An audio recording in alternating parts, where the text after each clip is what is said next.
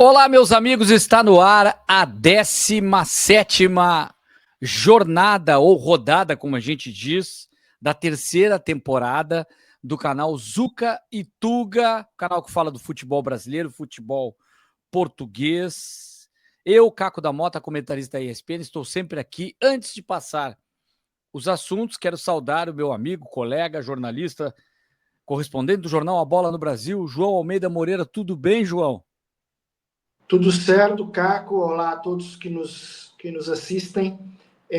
Tudo certo, né? Mais uma semana cheia de resultados e cheia de assunto, né? Exatamente. E vamos começar, então, João, pelo resultado mais recente. Para quem está nos assistindo agora, pode ser até mesmo que viu já depois do jogo desta quinta-feira, onde o líder Palmeiras pega o Santos, mas vamos falar antes do tropeço do Flamengo na Vila Belmiro contra o São Paulo. Estava vencendo por 2-1. Mais uma vez o Gonçalo Plata expulso, como havia sido contra o Racing. Uma entrada dura, imprudente, até mesmo que chama atenção, João, e para quem está nos assistindo, contra o companheiro de seleção equatoriana, o Arboleda. É a terceira, eu estava vendo e não me lembrava na memória, porque a gente lembra essa mais recente, mas é a terceira expulsão dele em 2 meses, porque também teve um segundo amarelo no jogo de ida contra o Estudiantes na Libertadores, e aí ele também é expulso. Ele está fora da final da Libertadores contra o Palmeiras, em Lima, no dia 29, e também fora do jogo contra o Santos, domingo no Maracanã. Um Santos que a gente vai falar daqui a pouco também bastante pressionado. E no momento, João, que ele se firmava no time, porque o Pedro fraturou o antebraço, o Bruno Henrique chamou o Felipe Luiz para uma conversa, dizendo que não quer ser 9, não quer ser centroavante centralizado, ele gosta de jogar mais aberto, principalmente pelo lado esquerdo, ele rende melhor com aquela arrancada, a velocidade que ele costuma ter. Aí o São Paulo, que para mim não sei, eu quero te ouvir também, começando por esse jogo, um time, ele é médio, sabe? Aquele que está abaixo dos grandes. Ora ele decepciona, mas se deixar ele chega com qualidade em alguns jogos, como neste caso. Com um a menos, cresceu o Ferreirinha improvisado como ala, aliás o melhor em campo, marcando gol no empate, do empate por 2-2, 10 minutos do fim. O Hernan Crespo, de certa forma, ajustou o time e conseguiu fazer aquilo que o Racing não era um jogo decisivo, né? Para o Flamengo, sim, mas não é um mata, nem um mata-mata, mas acabou conseguindo um bom resultado, empatando, e até não sei se não tivesse mais tempo com um a mais, a gente sabe que há um desgaste. Aí um prato cheio para o Palmeiras, mas Palmeiras é assunto para daqui a pouco. Vamos começar te ouvindo, João, a respeito desse Flamengo, e te pergunto, o Flamengo não é mais o mesmo, ou esse tipo de perda como o Pedro está comprometendo, e a gente achava que era um banco forte e nem é tão forte assim, porque teve outros desfalques e tem tido alguns desfalques em alguns jogos, João? Caco, não, eu continuo a achar que o Flamengo é o melhor elenco do país e é um elenco extraordinário. Só que é natural também quando você joga jogos decisivos, né, de Libertadores, de Brasileirão, que não são decisivos mesmo, mas quase, né, são todos muito importantes, assim de seguida, 2 por semana, 3 por semana. É natural que de vez em quando você fraqueja aquilo. Quando o Plata, ainda por cima, tem este tipo de erros, quando acontece uma vez, tudo bem. Quando acontece 2, ainda vai. Agora, 3 vezes já é um pouco demais. O Filipe Luiz até livrou a cara dele e disse que foi sem querer e tal, e que não. Meio que desculpou o Plata, mas já não dá, né? 3 vezes em tão pouco tempo, há qualquer coisa aí que tem que ser corrigido. Mas, portanto, com esses problemas durante os jogos, de jogar com 10 e com adversários como o Racing, depois o Palmeiras antes, né, jogou com o Palmeiras em casa, etc., e até venceu. Mas todos esses jogos de muita dificuldade e muita exigência seguidos, é natural que haja alguns tropeços, né? Ainda para mais jogando com o São Paulo, que é, além de ser uma das boas equipes do campeonato, né? Está ali dentre as 8 melhores equipes, sem dúvida, né? É o São Paulo, né? Uma camisa fortíssima, quer sempre ganhar, exige ganhar, e mesmo jogando em terreno neutro, né? Que é a Vila Belmiro, é sempre um adversário complicado. Portanto, eu não acho que haja uma tendência do Flamengo estar caindo, mas acho sim que o Flamengo vai continuar a tropeçar de vez em quando. Agora, vamos ver como é que o Palmeiras reage, né? Porque se o Palmeiras também está mais ou menos na mesma situação do Flamengo, né? Jogos decisivos na Libertadores, jogos decisivos no campeonato. Aquele conseguir passar mais imune a esses jogos todos acaba por vencer pelo menos o campeonato. Né? Depois a Libertadores é um jogo, é 90 minutos, ou 120, né? Ou 120 mais pênaltis, aí depois a gente vai. Aí já é outra questão. Mas no campeonato é assim, é tentar perder o mínimo de pontos possível. Né? O Palmeiras teve perto de perder pontos no Juventude, apesar de ganhar 2-0, foi uma grande exibição do Carlos Miguel, né? Podia o jogo ter corrido um pouquinho pior e o Palmeiras também ter perdido pontos e hoje estaríamos falando com o Flamengo em primeiro lugar, a dormir em primeiro lugar, né? Mas enfim, de qualquer forma, é sempre um tropeço do Flamengo, mas não acho ainda que se possa dizer que há uma queda geral da equipe. Há problemas, claro, tem que haver problemas quando se joga 60 jogos ao mais alto nível, é natural que haja problemas num ou no outro, e com o Plata a não ajudar, e com a lesão no antebraço do Pedro também a não ajudar, é evidente que vai haver umas oscilações. Mas acho que o resultado acaba por ser, né? Quem não souber nada do que aconteceu no jogo e vir o resultado, São Paulo 2, Flamengo 2, ninguém vai ficar muito surpreso. Né? Não era claro que o Flamengo fosse ganhar de uma equipe forte como é o São Paulo e de por cima a jogar fora, porque estava a jogar fora, por mais que fosse em campo neutro. Eu acredito até que aí, pelo menos nessa rodada, é um prato cheio para o Palmeiras vencer o Santos, que vive um momento muito ruim no Allianz Parque, é muito forte o Palmeiras. Tem tido vantagem com o Santos há um longo período. E pode abrir uma vantagem não só de 3 pontos, mas de 2 vitórias a mais, que é um critério de desempate. Caso a gente acredita, né, João, que eles vão ficar até o final do campeonato, brigando por esse título, e agora até, daqui a pouco a gente fala um pouco da questão de rebaixamento, e o Grêmio perde para o Cruzeiro, com o gol do Fabrício Bruno, e o Cruzeiro fica também como aquele terceiro candidato. Não vejo o Mirassol, Bahia ou outro ainda em condições de pontos, porque está muito alta, a régua está muito alta do Palmeiras e do Flamengo, por mais que tenha perdido um ponto, mas perder ponto para o São Paulo, na casa do São Paulo, mesmo que seja a Vila Belmiro, é algo que pode acontecer com o próprio Palmeiras. Inclusive, essa questão regional, essa rivalidade, que é maior contra o Corinthians, enfim, mas o próprio São Paulo, mas tem essa questão regional contra o Santos, que às vezes muda um pouco o componente do jogo, né? Ele acaba abrindo uma margem para que vai que o Santos consegue um empate também. Mas eu acho difícil. Eu vejo que é um prato cheio para o Palmeiras disparar, pelo menos nessa rodada. O Santos não vence há 3 jogos. Parece que o Caixinha, o Vojvoda não está conseguindo ser no Santos o que o Caixinha também não foi. O que acontece? Porque o Caixinha era bom no Bragantino, não vai bem no Santos. O Vojvoda terminou mal no Fortaleza. Para mim, não deveria ter saído por tudo que fez. Né? Olha o Fortaleza como está agora. Pior sem ele. Com ele, estava com problemas. Agora, no Santos, ele não está conseguindo, porque o problema é o Santos. O problema não são os técnicos. E o Neymar, que é uma espécie de príncipe da Vila Belmiro, é tratado como uma Cinderela, porque tem tido uma saúde como quem usa uma chuteira de cristal, não deve pisar no gramado sintético, e na verdade há muito tempo deveria ter calçado, falar um pouco do Neymar, as sandálias da humildade. E tem tudo para assistir a Copa do Mundo, e não é piada que eu estou falando de Havaianas, dando férias para os pés dele, porque vira e mexe, ele não está em campo, ele nunca consegue jogar, agora é o gramado sintético, sempre tem uma delicadeza, um cuidado com o Neymar, que é talentoso demais, mas não está conseguindo ajudar o Santos. Seria ele o grande nome, talvez, para um jogo desse. Eu me lembro daqueles jogos assim, ao contrário, João, aquele grande jogo de Santos e Flamengo, que agora confesso que não recordo se foi 4-4 ou 3-3. Não, Jogaram foi 5-4. Agora eu não lembro. uma coisa assim, tá? Não importa, o Santos acaba ganhando ou o Flamengo acaba ganhando com o Ronaldinho Gaúcho arrebentando. Mas o que importa é que era um Ronaldinho Gaúcho mais velho já, né, João? Sim. Assim, já indo para um final de carreira, que se quisesse ele poderia ter continuado mais. Mas esse não precisou, fez muita coisa no futebol. Mas ele entregando muito ainda no Flamengo e depois no Galo sendo campeão da América, que deveria ser exemplo para o Neymar. Não precisa tanto assim de dedicação. Basta o talento. Não estou comparando talento, até porque eu já disse, é incomparável. Tem gente que quer comparar Ronaldinho Gaúcho com o Neymar. Para mim, essa comparação não existe.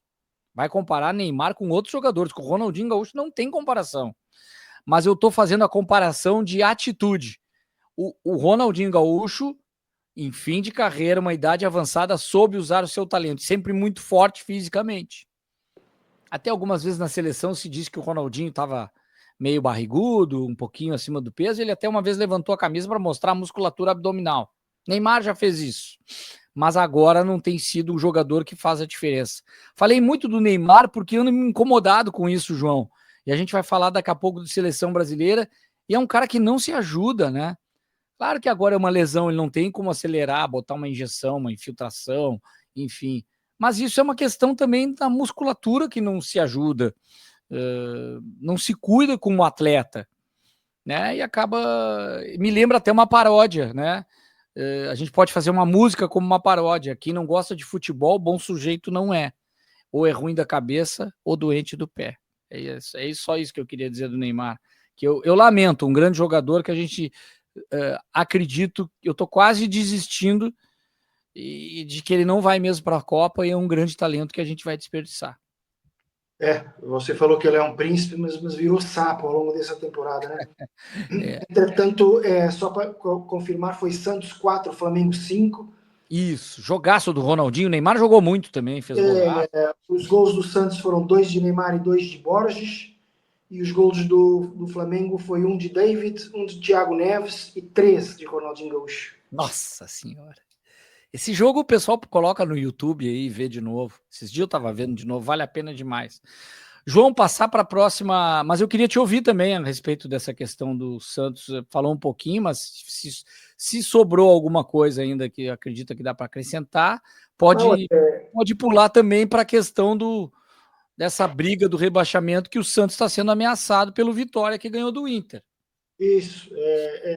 Santos é um dos gigantes do futebol brasileiro que não pode ainda relaxar, que ainda está em risco de queda, né?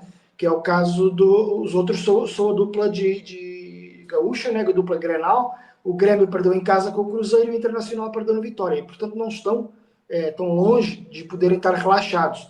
O próprio Atlético Mineiro também está numa situação ruim, mas ao vencer em casa o Bahia por 3-0, deu uma espécie de sacode aí na crise. Vamos ver até quando. De qualquer forma, ainda também não está completamente fora de perigo. E, portanto, são 4 gigantes, né? Santos, Internacional, Atlético Mineiro e Grêmio, todos ainda a olhar mais para baixo do que para cima. Né? A determinada altura pensou-se que alguns deles, inclusive o Grêmio, pudesse sonhar com ir lá para cima para as provas de acesso às competições internacionais. E o Internacional no início da temporada era até considerado um dos favoritos ao título, ou pelo menos a brigar ali por cima, assim como o Atlético Mineiro, e agora estão ali embaixo.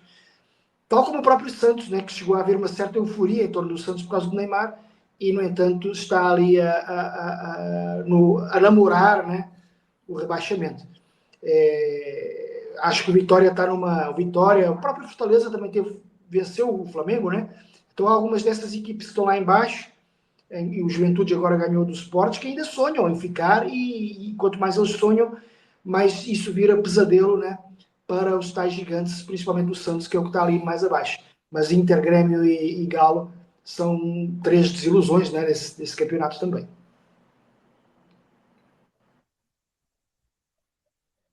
O Galo deu uma disparadinha com 40 pontos, o Bragantino também, 39, mas aí já ultrapassou nos critérios o Grêmio. É isso que preocupa, porque o Grêmio está a 6 pontos dos 33, que é o Santos. O Juventude ganhou do Sport e às vezes é muito forte, dependendo dos jogos no Alfredo Jaconi, contra adversários mais fracos. E pode até mesmo, olha, o Juventude o ano passado deu uma arrancada no final e escapou. Palmeiras, então o Palmeiras, como eu estava falando, o resultado é meio enganador, né? 2-0 para o Palmeiras é meio enganador. O O Juventude equilibrou muito o jogo. o Juventude, ele faz bons jogos às vezes, ele teve um revés forte contra o Grêmio em casa, perdeu por 3-0.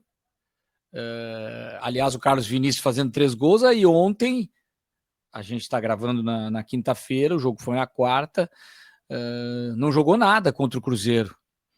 O Grêmio não conseguiu jogar. E o Cruzeiro, a gente quase não falou, mas citando aqui, já que estou olhando a tabela de classificação, João, 63 pontos. São 2 a menos que o Flamengo e 2 a menos que o Palmeiras. Ou seja, se o Palmeiras perde para o Santos, que não é um. Dá para dizer que é uma zebra, mas não é algo sobrenatural, assim, dá para acontecer, existe essa possibilidade.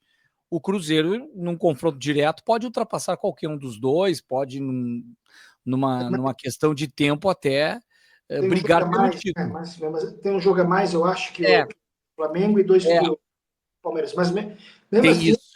é uma extraordinária campanha do Cruzeiro, né? Vai ficar com um jogo a mais que os dois, tem razão.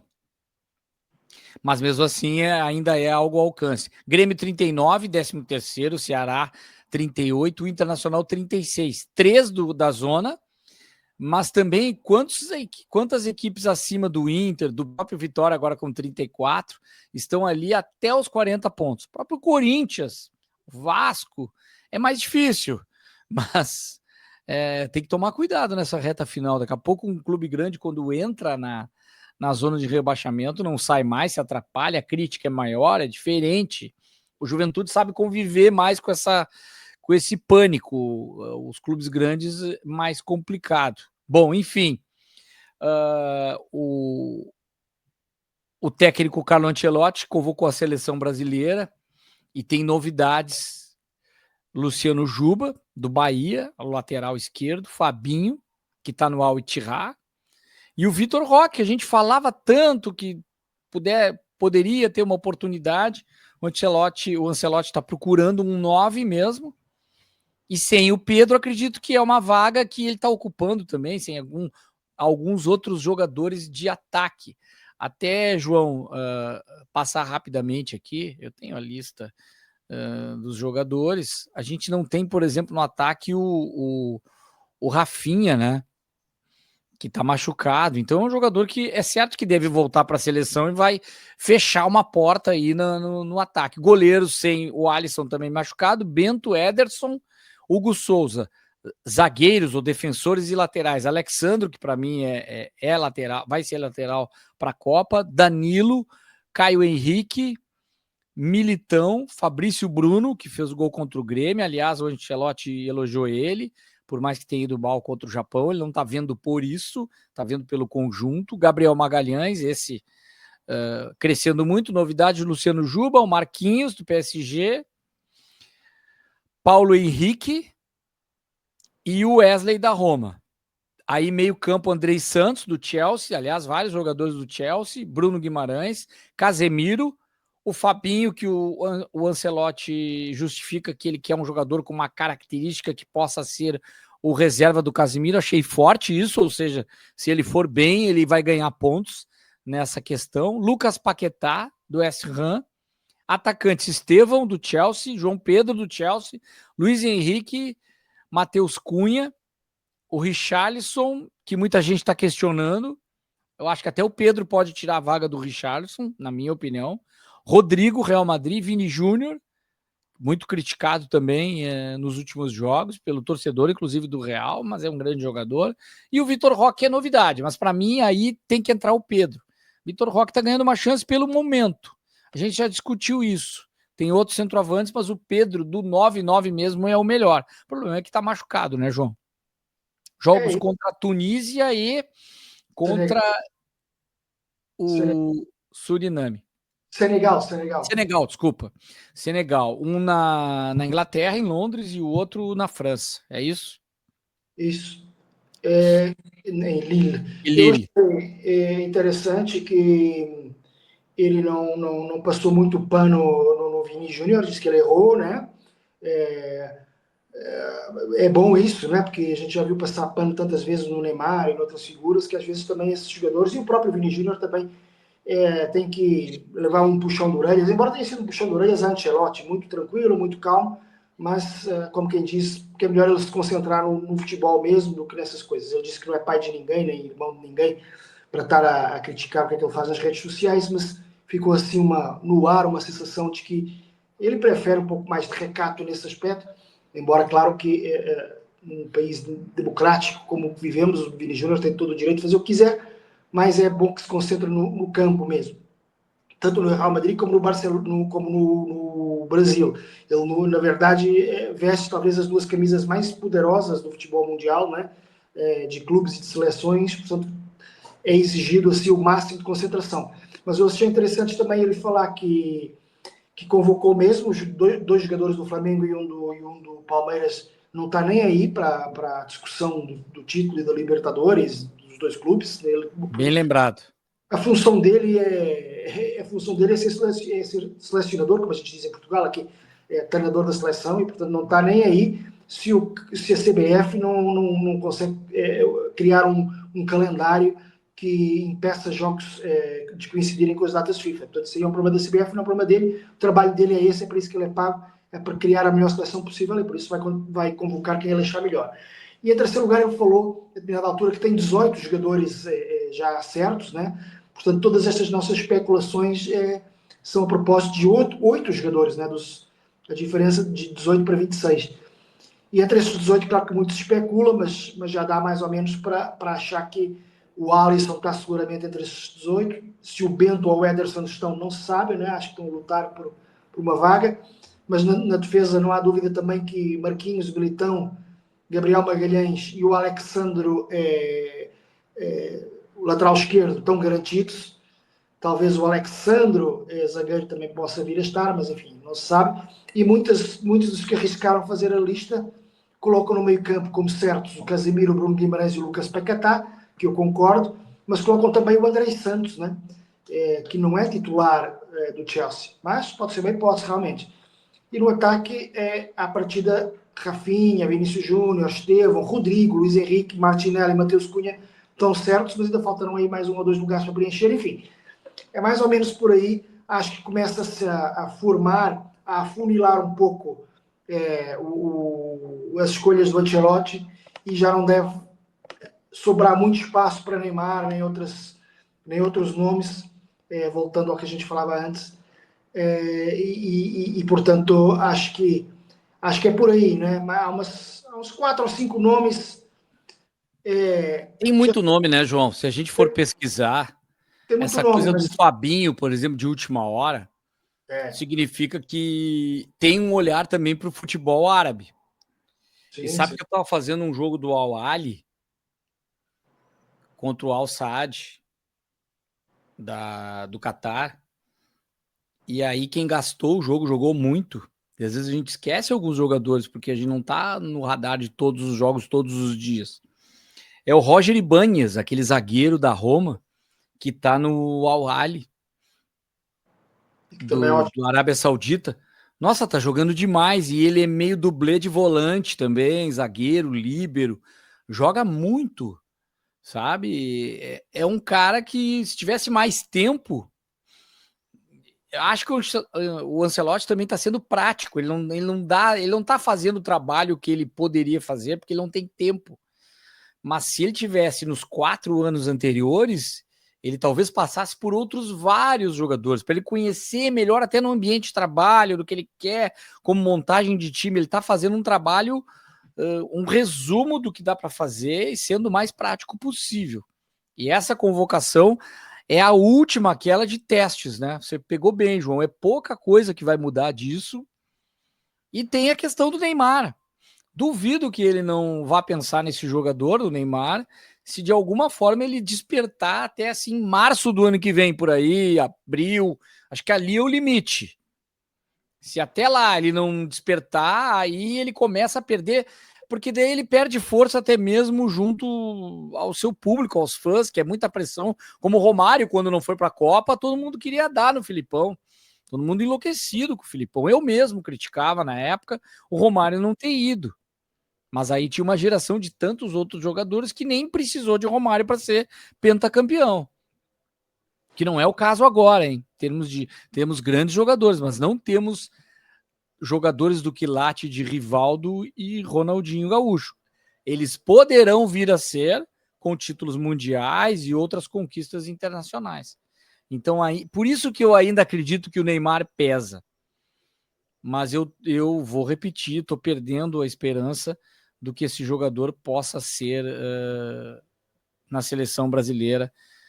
Mas eu torço por ele. Eu critico demais o Neymar nos últimos tempos, mas eu sempre torço para que ele volte e tenha a humildade para ser um grande jogador que ele sempre foi. Agora, falar em humildade, olha que falta de humildade, que falta de educação.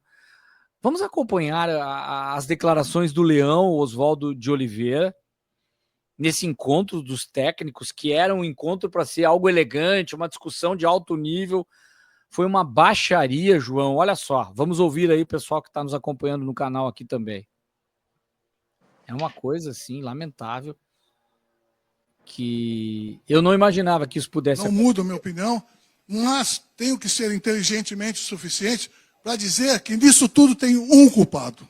Nós. Muito inteligente. Nós, treinadores, somos culpados da invasão de outros treinadores que não tem nada a ver com isso. Não estamos falando de nome, não estamos falando de nacionalidade. Estamos falando de erro nosso. Eu já parei. Eu não sou mais treinador, não sou mais atleta. Mas continuo dando a minha colaboração quando solicitado. Portanto, mudei de ideia nesse exato momento.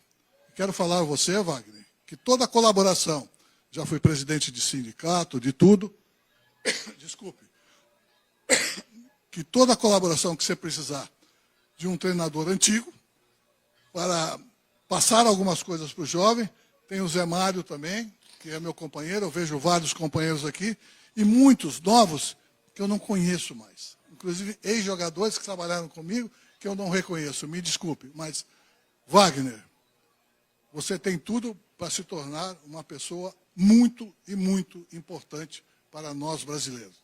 Portanto, boa sorte no seu futuro. E boa sorte para você também. Ok? Obrigado, Leão. Boa sorte para você, o Ancelotti. Inshallah, nós cheguemos a ter novamente os treinadores brasileiros brilhando, dirigindo os clubes e, quando é claro, o Ancelotti foi embora depois de ser campeão lá também, e volte o brasileiro.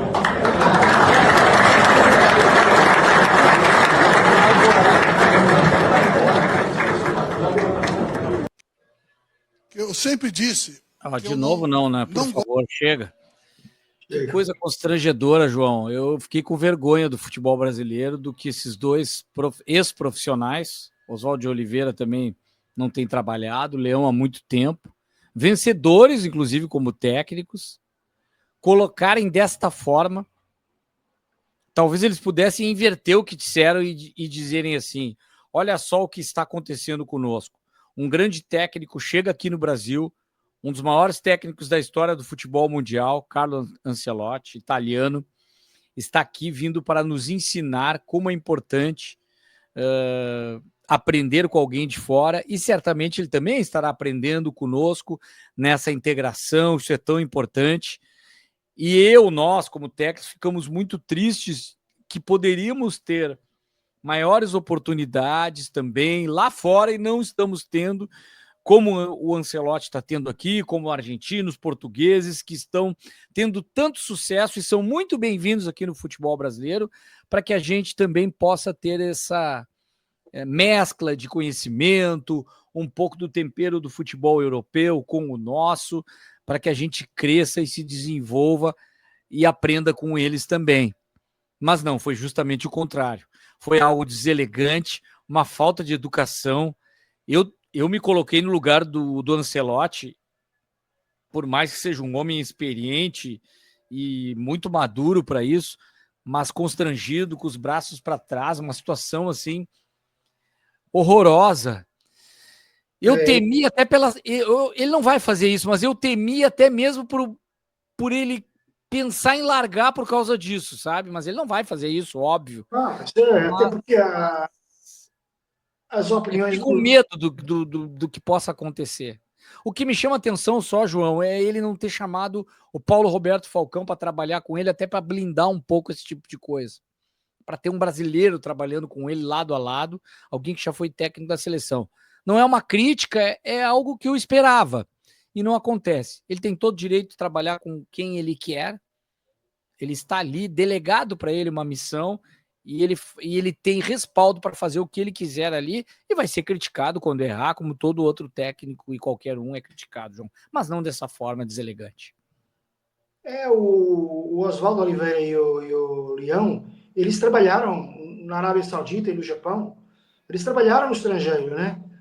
Por que os estrangeiros não podem vir para aqui? Por quê? Qual é que é o argumento, né? Numa altura em que se fala tanto de tarifaço, o Brasil é superavitário com todo mundo em relação à imigração de jogadores e treinadores de futebol. Teve por todo lado, só em Portugal jogam 600 jogadores brasileiros. Olha se em Portugal, que às vezes é acusado de xenofobia, começasse a dizer que é para ir embora os jogadores brasileiros. Vão 600 jogadores brasileiros voltar para aqui, ficar desempregados de repente e encher aqui os campeonatos. Quando ele estava no Japão, o Oswaldo Oliveira não achava o mesmo, que devia ser um japonês a treinar as equipes japonesas. Quando o Leão esteve na Arábia, não achava que ia ser um árabe a treinar as equipes lá do Oriente Médio. Enfim, a gente chama lá em Portugal, isso, depois até vamos falar mais à frente sobre isso, de parolice. É uma coisa de parolo. Coisa de gente que não sabe viver com o diferente, que não sabe viver com as novidades. Mas não por acaso, são dois treinadores que já há anos, você falou que eles são vencedores, sem dúvida tiveram grandes resultados, mas se você somar todos os trabalhos que eles fizerem, há muito mais insucesso do que sucesso. Claro, com certeza. Principalmente nos últimos 10, 15 anos, em que não se conta pelos dedos das mãos os bons trabalhos de ambos. Ao contrário, por exemplo, eu falo sempre, tudo bem que eu sou suspeito, mas eu falo sempre do Luís Filipe Scolari, sou suspeito porque é uma pessoa muito querida em Portugal, que continua tendo bons resultados. Ainda há pouco tempo foi uma final de Libertadores com o Atlético Paranaense, teve bons resultados por todo lado e que é super receptivo a treinadores estrangeiros aqui, até porque ele entende, ele é inteligente o suficiente para perceber que eu fiz muita da minha carreira e muita da minha, digamos, fortuna, né? Né? Porque se ganha muito dinheiro no estrangeiro. Em Portugal, na Inglaterra, no Japão, no Japão não sei se teve, né? Acho que também, né? Sim. No Oriente Médio, até teve no Bunyodkor, que é do time do Azerbaijão, agora acho que não é do Azerbaijão coisa nenhuma, acho que é Cazaquistão, peço desculpa, mas, sim. Enfim, uma ex-República Soviética, ou seja, ele entende que dessa mescla, dessa troca de conhecimento que se avança, pelo menos aqueles que forem bons, né? Só que no caso desses dois, eu acho que eles não são muito bons, e então vem a chegada de treinadores estrangeiros como uma ameaça, porque realmente eles precisam de uma reserva de mercado, né? Para eles, porque senão o mercado já não desliga. O Leão, pelo menos, se diz um ex-treinador, né? Mas eu acho que o Oswaldo Oliveira nem isso ainda se considera.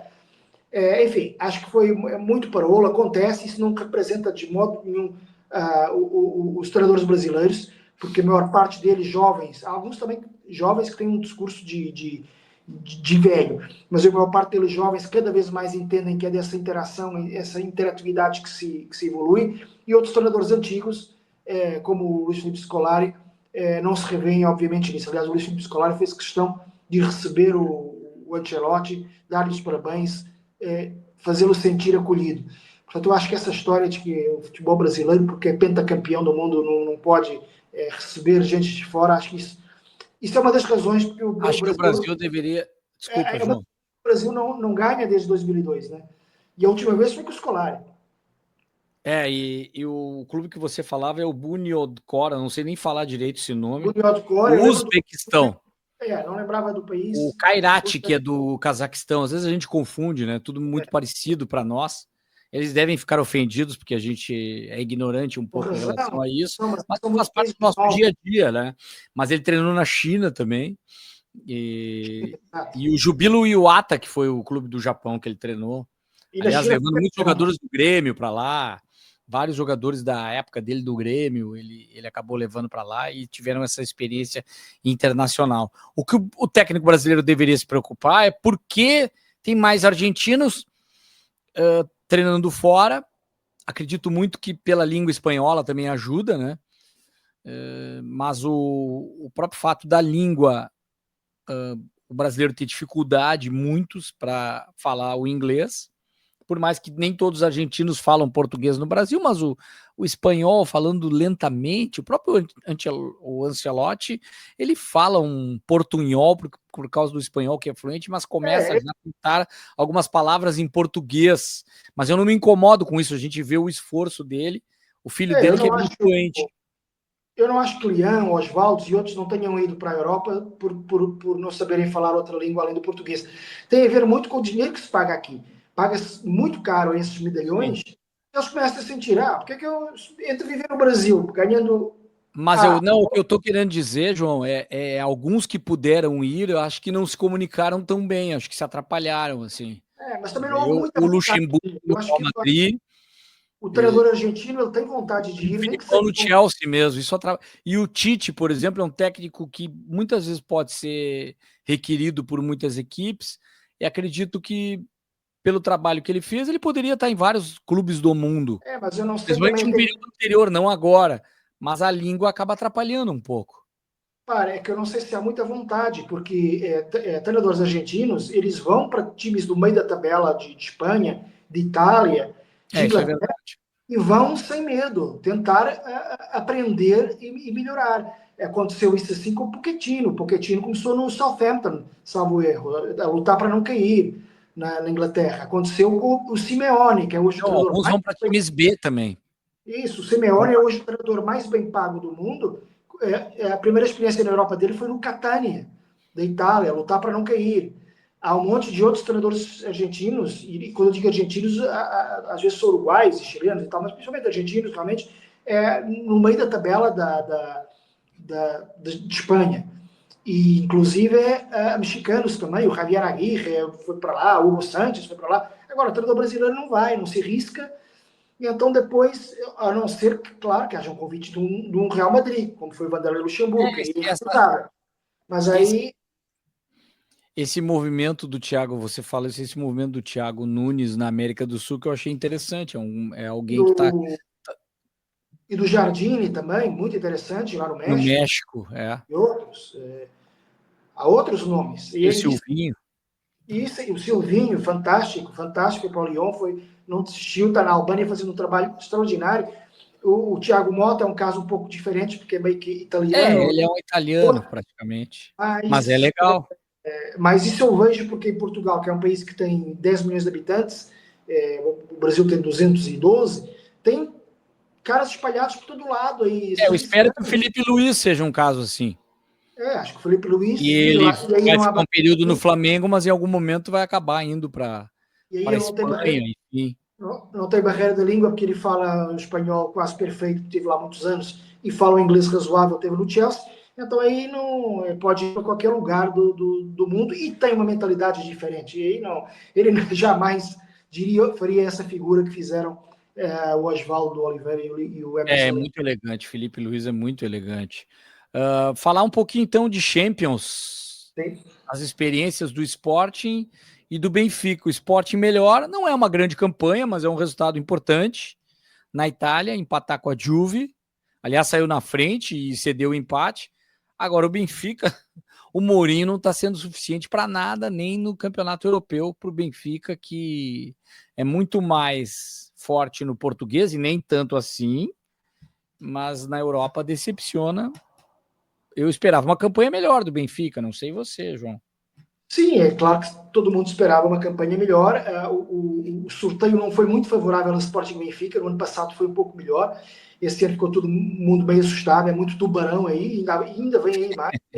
Vem Paris Saint-Germain, vem Barcelona, eu acho. Nem sei bem direito, porque eles assustam tanto que é melhor a gente nem olhar muito.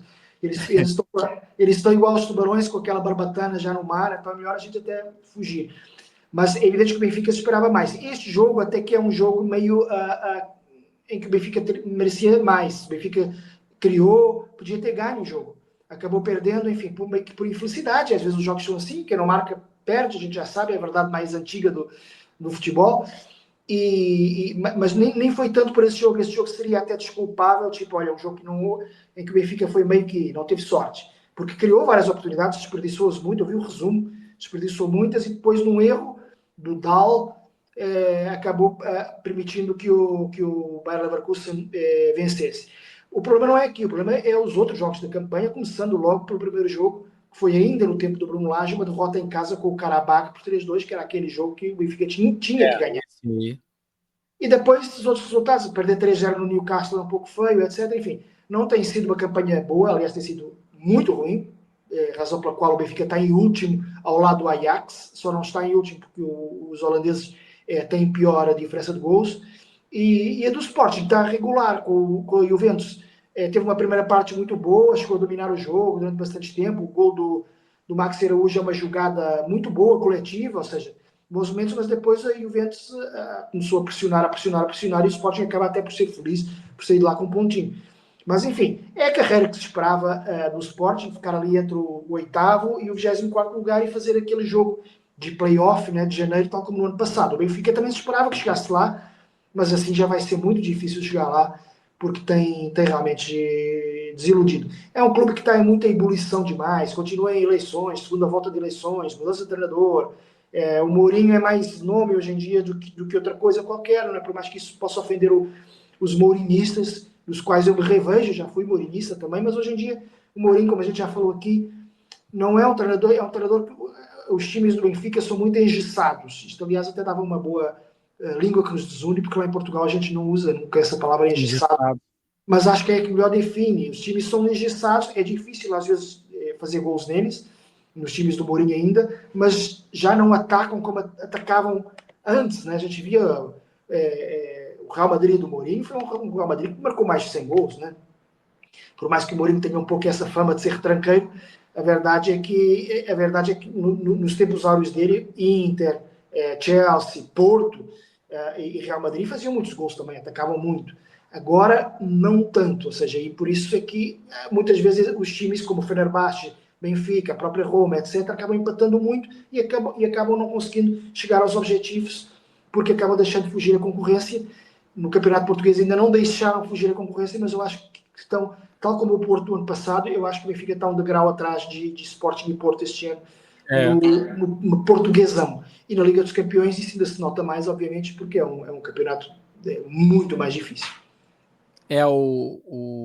O ataque do Benfica realmente, e ele perdeu muito sem o Di Maria. Di Maria faz muita falta. Ele era muito dependente em jogos que ele não resolvia. O Di Maria acabava, às vezes até no final do campeonato passado, alguns probleminhas de lesão, ele entrava no meio do jogo ou saía mais cedo, mas vira e mexe, era uma jogada, era um gol de falta, era um escanteio bem cobrado na cabeça do Otamendi, e o Benfica resolvia-se assim, além do Pavlidis. Agora é praticamente só o Pavlidis, tem o Prestiani ali, o Luque Bacchio ainda não aconteceu, enfim. Mas agora o Karabakh, a gente estava falando, o Karabakh empatou com o Chelsea, foi em casa, mas é time chato, 2-2. Falar nisso, o Porto em Portugal, o Porto na Holanda, não jogando ainda nesta gravação contra o Trash pela Liga Europa, mas a polêmica não é na Holanda, é em Portugal, João. O que está acontecendo com questão de arbitragem, enfim? Então, o Fábio Veríssimo, árbitro do último Porto Braga, acusou o Porto de pressão. E o que é que foi a acusação em específico? Foi que durante o intervalo passava imagens na TV do balneário, né, o vestiário do árbitro, non-stop, e sem poder desligar a televisão. Passavam imagens de um lance que ele tinha apitado no jogo, no primeiro tempo, e um lance que ele tinha apitado de forma diferente num jogo, penso que num torneio da Pontinha, etc. Ou seja, mostrando ali na televisão e sem parar que ele tinha tido dualidade de critérios, como se diz. Eu não gosto muito dessa expressão, acho demasiado assim, pomposa, mas enfim. Critério diferente. Critérios diferentes, que não uniformes, para lances iguais, entre os quais um na primeira parte do jogo do Porto Braga. Nem interessa saber quais é que são os lances, o que interessa aqui é saber que isso foi considerado pressão, é considerado uma pressão até tosca, né? Como é que se vai pensar uma coisa dessas, né? Como é que é permitido um clube da dimensão do Futebol Clube do Porto, um dos maiores clubes da Europa, Isso aí é coisa da década de 50, que nem a gente nem tinha como apurar isso aí, nem sabia que... Bom, não tinha nem essa tecnologia, mas antes era o cara chutar a porta do vestiário do árbitro e botar pressão ali dentro do vestiário. Aqui na nossa casa não, aquela coisa assim, né?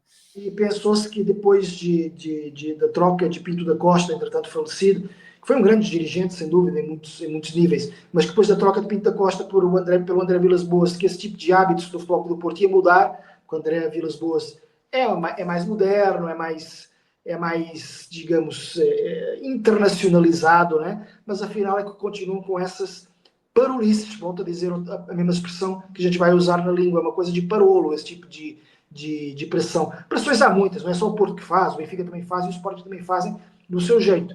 Mas esta aqui é por demasiado evidente e espero que não fique sem punição, embora no futebol português quase sempre fica sem punição. Há uns anos o Futebol Clube do Porto foi envolvido num escândalo chamado Apito Dourado e a punição extraordinária que a Federação Portuguesa de Futebol e a Liga de Clubes resolveu instituir foi tirar 6 pontos, punir o Porto com 6 pontos, não no campeonato seguinte, mas no próprio campeonato, quando o Porto liderava com os 18. Né? Portanto, foi a mesma coisa que não punir ninguém. Mas isso é as punições à portuguesa, né? Até a Itália, a gente viu a Juventus, que é o clube mais popular de Itália, mais poderoso de Itália, ser punido com uma descida de divisão. Em Portugal não acontece nada, e não é só em relação ao Porto. O Benfica também já teve os seus problemas, e até o próprio Sporting também, enfim. Mas isso, portanto, não tenho dúvidas que vai ficar por assim mesmo, mas pelo menos parabéns ao Fábio Veríssimo por ter denunciado. A gente sempre comenta, né? Não temos problemas de arbitragem, polêmicas na Europa. Às vezes a gente fala assim, né? Se olhar para Portugal, tem muita coisa parecida, pressão semelhante com dirigentes e principalmente o que você fala, a impunidade. E tem também bate-boca de ex-jogador. Tem muito isso no Brasil, né, João? Ex-jogador faz uma polêmica, fala mal de um outro time, critica, enfim, fica batendo boca com torcida adversária, e o Figo fez isso com alguns torcedores também, do Sport, inclusive. Isso, o Figo colocou, alguém começou a comentar um post de rede social e a lembrar que o Figo, várias coisas que são atravessadas no torcedor do Sport, o Figo é torcedor do Sport e muitos sportinguistas, obviamente, veem no Figo um ídolo, né? Porque foi um grande jogador, sem dúvida. Mas não esquecem alguns atos dele, como ter festejado um gol pelo Inter de Milão contra o Sporting, o que na altura o Rui Costa, hoje presidente do Benfica, jogava mais ou menos por essa altura na Fiorentina, e quando fez um gol pela Fiorentina, o Benfica não festejou, o Figo festejou, entre outras atitudes do Figo que foram consideradas pouco sportinguistas, ou pelo menos pouco sinal de amor ao clube, e não esquecem. Então começaram a criticar o Figo. E o Figo, no outro ato de, acho eu, parolice, né? Como estamos a falar de um dos melhores jogadores da história do futebol português e da história do futebol europeu e mundial, né? Foi um cara que foi eleito o melhor jogador do mundo. Começou a responder 1 a 1 aos torcedores, né? Nem eu, que sou um mero incógnito jornalista, que de vez em quando escrevo umas coisas e vem lá o pessoal comentar e me chama ou de benfiquista, ou de sportinguista, ou de idiota apenas. Eu já recebi essas críticas então, também. Nem eu vou lá comentar. A maioria me critica como a torcida do Sporting bate muito quando eu comento os jogos, que eu sou bem benfiquista. Então, eu que sou acusado dessas mesmas coisas também, penso assim, vou responder, não, eu tenho que ser um pouquinho superior a isto, faz parte, eu me exponho, eu critico mesmo, então faz parte que me critiquem, até é bom, sabe, porque dá aquele buzz. Ainda mais que não é torcida contra, né, eu tava dando exemplo de torcedor contra, mas no caso é o Sporting, né. Exato, e o Figo vai responder, o Figo, que é o Figo, né, como eu repito, um dos melhores jogadores da história de Portugal, acho que só Eusébio e Cristiano Ronaldo estão acima ou equiparáveis, um dos melhores jogadores da história do futebol europeu dos últimos anos, porque foi eleito o melhor do mundo, jogou no Real Madrid dos Galácticos, um craque de futebol, isso aí é indiscutível, vai se rebaixar a falar com o torcedor? Assim, não é que o torcedor não mereça respeito, mas assim, quando eles falam, quando o torcedor merece respeito, mas não merece resposta, né? Porque se a gente começar a responder torcedor, a coisa fica, né? Não dá mais, enfim. Mas, enfim, eu acho que isso foi um pouquinho de parolice do Figo, e a gente já vai falar do que é essa história da parolice, do Parolo, mais tarde. Pois é, vou deixar para você explicar como o estudioso da língua que nos desune, João. Parolo ou cafona seria isso, né? Para nós aqui. Cafona. O brega também caberia, não? Brega é diferente. Brega e cafona, não sei bem quais são as diferenças, mas enfim, é por aí, né? É uma coisa que não dá para ver definições exatas. Brega é meio bagaceiro, assim, que a gente usa. Bagaceiro, cafona no sentido de se vestir de uma forma extravagante, colorido demais, às vezes exagerado, passando do ponto. Aí talvez nesse aspecto o Parolo é ridículo também, ou não? É um cara ridículo? Parolo é uma mistura de cafona com um provinciano, sabe? Pode ser o cara que tem o carro, a casa, ou o próprio corpo cheio de ouros, né? Que anda sempre cheio de ouro. É brega também. Então isso aí é brega ou cafona, mas por outro lado é também um comportamento de alguém provinciano que não está acostumado a lidar com lugares mais cosmopolitas. E aí já podemos incluir o Oswaldo e o Leão, que nunca saíram do Brasil, ou quando saíram foi para o Oriente Médio e para o Extremo Oriente, que são lugares onde o futebol não é tão importante, portanto se achavam como muito superiores. Portanto, é esse tipo de comportamento, de falta de educação em ambientes um pouquinho diferentes daqueles a que está acostumado, portanto, provincialismo. O Parolo é assim. E o próprio Figo também foi um pouco Parolo ao responder a torcedores. É uma coisa que já... Você está imaginando o David Beckham começar a responder a torcedores ingleses em postagens? Nem aqui no Brasil, sinceramente, não vejo o Ronaldo Fenômeno responder a isso. Acho que é superior. Tipo assim, por que você investiu num clube americano em Miami, não investiu na Inglaterra? Deve ter alguém que deve ter falado isso. Tu acha que ele vai responder isso? Não tá nem aí.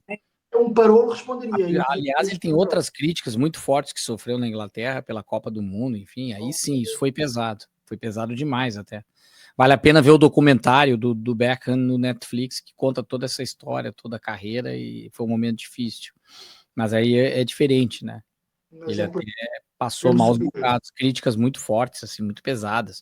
O futebol inglês, a imprensa inglesa é pesada em alguns aspectos. Aí não é o público só, né? O público vem junto, ao ponto de querer agredir ele, bater no cara por causa disso. E, eventualmente, um jogador como o Beckham, ou outro qualquer, que se sinta ofendido, responde ao jornal, onde isso é escrito, ou à televisão onde isso é escrito. Não anda a responder aos caras que fazem os comentários né? Ou agressão física, né, João? Num aeroporto, numa chegada, alguém... Aí virou um caso policial, você tem o direito de se manifestar contra aquilo. Agora, esse tipo de bate-boca de Twitter, a não ser também publicamente, tem gente que ameaça de morte, inclusive jogador, enfim, e com perfil falso, né? Perfil fake. Tem muita coisa pesada nisso aí. Então, e eu acho que o Figo, grande jogador, merecia mais deste Figo. Acho que o Figo não teve ao nível do que é o Figo. E o Oswaldo e o Leão nem se fala, né? Acho que foi de um provincialismo total, de uma parolice total. E a história do jogo a correr lá, da pressão do Porto também no intervalo, outra parolice, no sentido em que é um provincianismo, uma coisa antiquada. Portanto, Parolo dá para tudo isso. Esperemos que para a próxima semana... Campeão, o troféu Parolo vai para a dupla Oswaldo e Leão, né? Sim, ganharam o troféu, ficam em segundo e o André Vilas Boas, como representante do Futebol do Porto, em terceiro. Mas esperemos que para a próxima edição haja menos parolice e mais gols, e a gente fala mais coisas bacanas assim. É o que a gente quer. Esta foi, então, a 17ª rodada da terceira temporada do canal Zuca e Tuga.